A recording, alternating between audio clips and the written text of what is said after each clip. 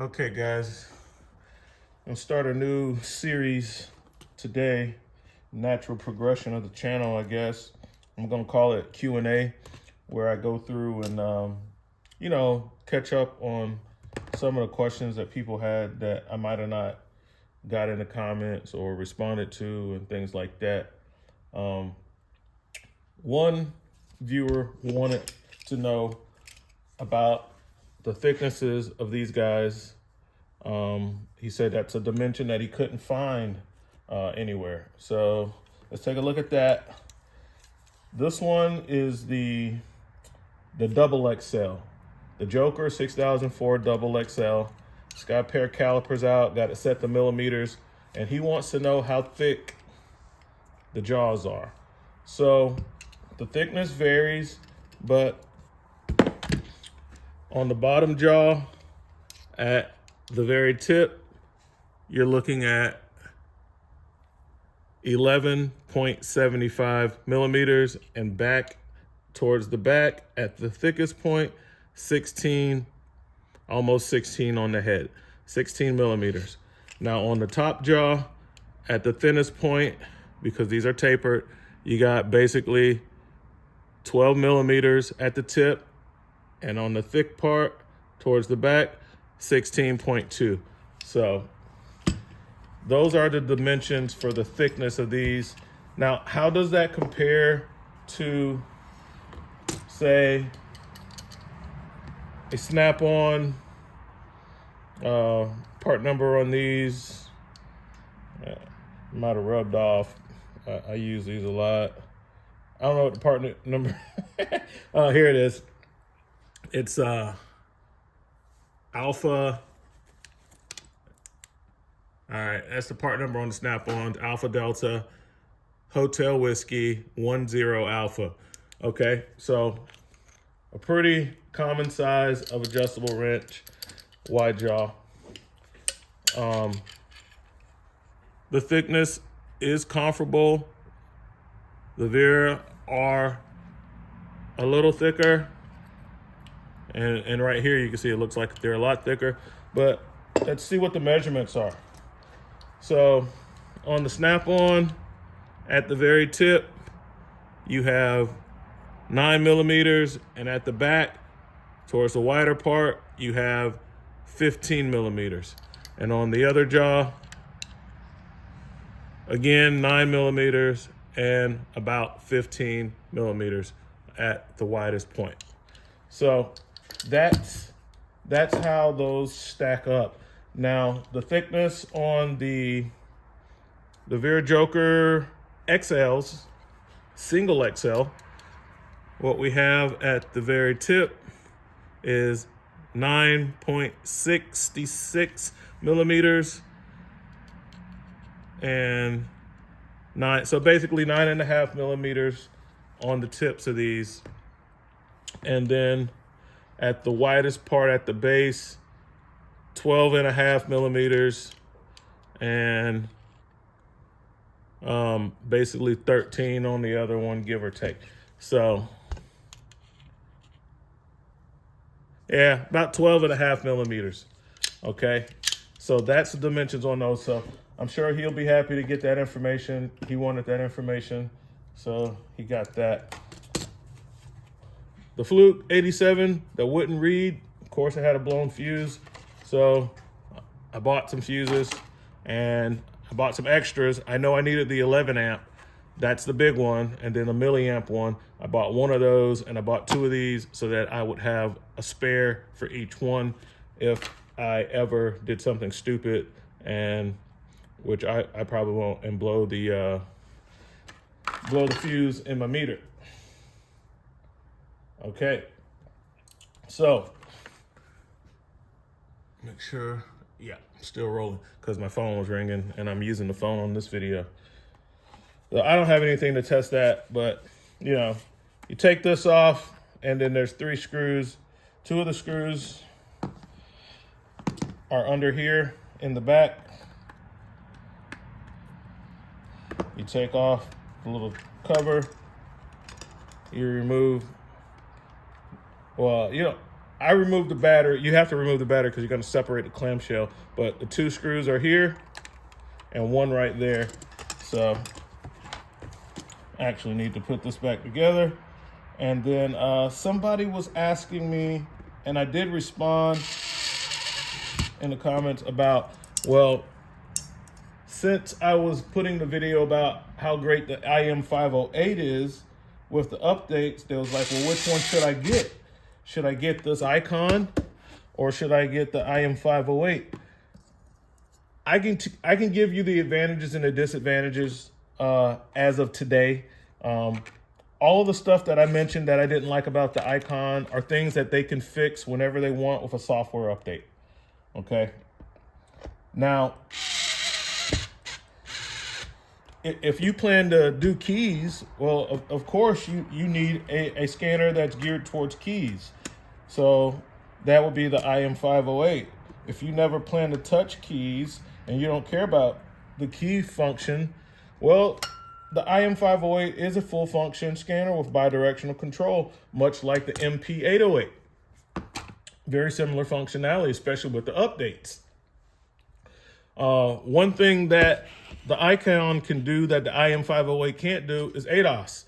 So if you have to deal with ADAS, which every modern car has, well, maybe not everyone, but if you have a car with features and upgrades, and it's not the basic bottom level trim, you got driver assist somewhere, whether it's adaptive cruise control, blind spot monitoring, collision avoidance, all that's ADAS. All the sensors on the outside of the car, the cameras that are on the cars, the 360, all that is going to be in ADAS. Well, this can do ADAS. And the IM508, it has no ADAS capability whatsoever. If you want ADAS capability, well, then you're going to have to step up to and you still want to do keys. I think you would probably have to step up to like a IM6082 or something like that. That might have it. Or, they actually do have an Autel tool that is geared just for ADAS. So it's kind of up to you based on what you're going to be doing. Now, here's a situation as far as the Icon, me buying the Icon. I'm working on one of my nephews. They have these Challengers. They like those cars, and I needed to get that right for them, especially after Firestone kind of screwed him over. And instead of letting him suffer through them, it was worth it to me for the sake of my nephew just to spend the money and buy another scan tool, because we got about 3 or 4 of those Chrysler vehicles in my family, and it could be useful for me. It's not profitable. I don't make money off of this. I'm normally doing this stuff pro bono. If I'm working on outside of the family, I'm doing it for indigent people who can't afford to get ripped off by places like Firestone. So, and they are pretty horrible. I remember I ended up doing some CV axles for a lady, and they did the easy side, and they charged her like $800. It's like an hour job. But anyway, I digress. Depending on what you're doing is based on the scanner you're going to get. Now, nobody really knows how much the updates are going to cost for the Icon. I'm going to go ahead and say, like one of the viewers said, well, the software that they're using looks like the same software that's on the Launch, which he says is the same software that's on the Think tool and the same software that's on the Top Don. Okay? That's what he says. I don't know if that's true or not. I don't have a reason to believe or disbelieve him. That's what he said. I'm taking him at his word. People know a lot more than me about this stuff, and that's why you guys are great and the comments are great.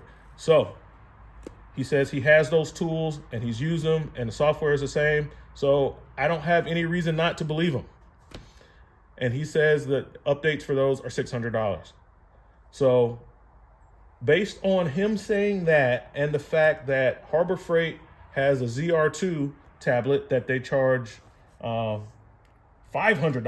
for the update for, and I hadn't heard any good things about that one. I just hadn't. And I would imagine that the Icon would be more. It'd be great if they made it $500 like the ZR Pro. But there's that.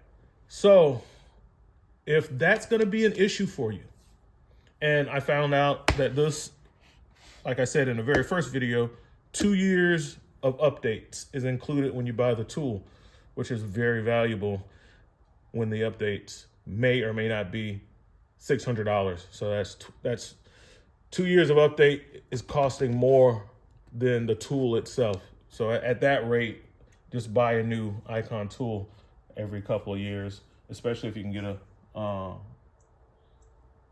coupon, if you can use the coupons. Right now, there are no 25% off coupons because a lot of people were mentioning that. Well, this wasn't really for sale yet, and those coupons were expired anyway. But even if they wasn't expired, they wouldn't apply to a product that's not supposed to be sold yet. That's going to be an easy way out for Harbor Freight on that. So that's not going to work right now. Maybe later on it will, but you know how they love exclusions, and it's just business. So it depends on what you want to do, which scan tool to get. The Autel IM508, however, since they've discontinued that and slashed the prices on the updates. So, you can go places and buy the updates for $244 for a scan tool that has full diagnostic suite and keys. It doesn't do ADOS. And so if you need that, well, you probably wouldn't buy that one. But that's a big selling point for me, that I can get the updates for less than $250. So you got to juggle stuff like that when you're buying a tool. If you work in a tire shop and you do a lot of tires and you need TPMS, well, the IM508 does not do TPMS, and this, as far as I know, the Icon does not have a TPMS sensor in it either. They don't do TPMS programming, TPMS relearn. That's why I bought an Autel MP808TS, because at that point in my career, I needed something. I needed a bidirectional full-featured scan tool that could also program tires and work with the TPMS. So you're in this business, or you're a enthusiast or a hobbyist, and you do a lot of things, buy what you need, Got the Koken Z series, finally getting to put these in the box. They're awesome. Let's see, what other questions people ask? I had to look on my phone. I'll have to look on my phone. But for right now, I'll just cut the video short because I'm sure it's going to go long. And the next time I do the Q&A video, I'll have a printed out list of questions that people have asked, and we'll get it more organized and streamlined for you guys so that you can be better served by the videos, the reviews, the overviews, and the first thoughts and things like that. All right, that's what we got, guys. RV Tech Pro out.